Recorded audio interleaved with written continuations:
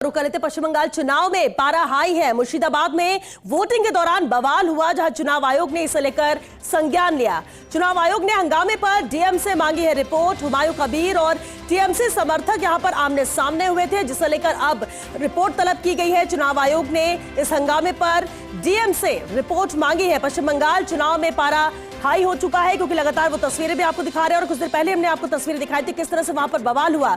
मुर्शिदाबाद की हम बात कर रहे हैं, वोटिंग के दौरान यहां पर बवाल देखने को मिला और इसके बाद अब चुनाव आयोग ने संज्ञान इससे लेकर लिया है। चुनाव आयोग ने डीएम से इस पूरे हंगामे की रिपोर्ट मांगी है।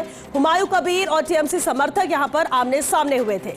योगेश जी, इस पर एक कमेंट जरूर चाहेंगे, क्योंकि कुछ देर पहले भी वो तस्वीरें देखी थी हमने कि हुमायूं कबीर और टीएमसी के समर्थक थे जो आमने सामने हुए, बवाल बढ़ गया। देखिए, हुमायूं कबीर टीएमसी को नुकसान पहुंचा रहे हैं, तो टीएमसी का वर्कर जब से हुमायूं कबीर ने पार्टी बनाई तब से उनके खिलाफ है।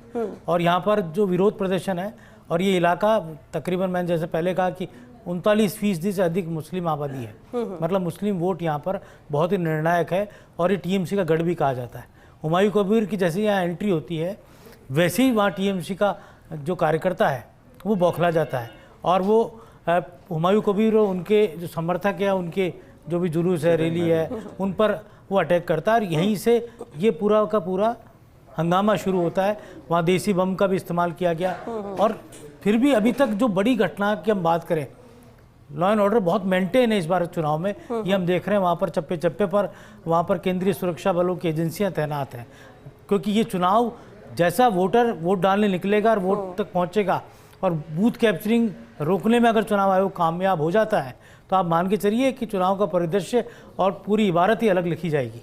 ठीक है, पौरुष जी कुछ कहना चाहते हैं? देखिए, अभी हुमायूं कबीर की बात चली थी। अब हमारे को इस संदर्भ को भी ध्यान रखना पड़ेगा कि हुमायूं कबीर जो है वो टीएमसी से निष्कासित वही नेता है कि जिसने पिछली बार बाबरी मस्जिद बनाने की वहाँ पे बात करी और वहाँ पे पूरे तरीके से भारतीय जनता पार्टी का जो एजेंडा धार्मिक ध्रुवीकरण होता है उसी को वहाँ पे उसने अब दूसरे तरीके से आगे बढ़ाने का प्रयास किया। परंतु पिछले समय जो है एक प्रतिष्ठित न्यूज मीडिया हाउस की तरफ से किए गए स्टिंग ऑपरेशन में जब ये पता पड़ा हुमायूं कबीर के बारे में कि वो भारतीय जनता पार्टी का ही मोहरा है और भारतीय जनता पार्टी ने अपनी नीति के तहत उसको फंडिंग अवेलेबल कराई और उसने वहां पे एक बाबरी मस्जिद का जो पूरा ड्रामा खड़ा किया, तो उस स्थिति में हुमायूं कबीर की जो है वहां पे जो थोड़ा बहुत जो उसका जनाधार था वो निश्चित तौर पे पूरी तरह सरक चुका है। और आज उसके द्वारा टकराव किया जाना ये बताता है कि केंद्र सरकार के वहां पे जो सुरक्षा बल हैं वो इनडायरेक्टली उसको उकसा रहे हैं, उसके ऊपर उसका प्रोटेक्शन है। उसके ऊपर आप मुझे बताइए कि एक पार्टी से निष्कासित व्यक्ति है जिसके पास अगर दूसरी पार्टी का हाथ नहीं है तो इतना बड़ा स्टेप नहीं उठा पाता कि वो सत्ताधारी दल से वहां पे सीधा टक्कर लेने की कोशिश करता है। क्यों नहीं करेगा? क्यों नहीं करेगा? देखिए श्वेता जी, क्यों नहीं करेगा? हाँ, कि आज जो भारतीय जनता पार्टी जिस पोजीशन में है ना,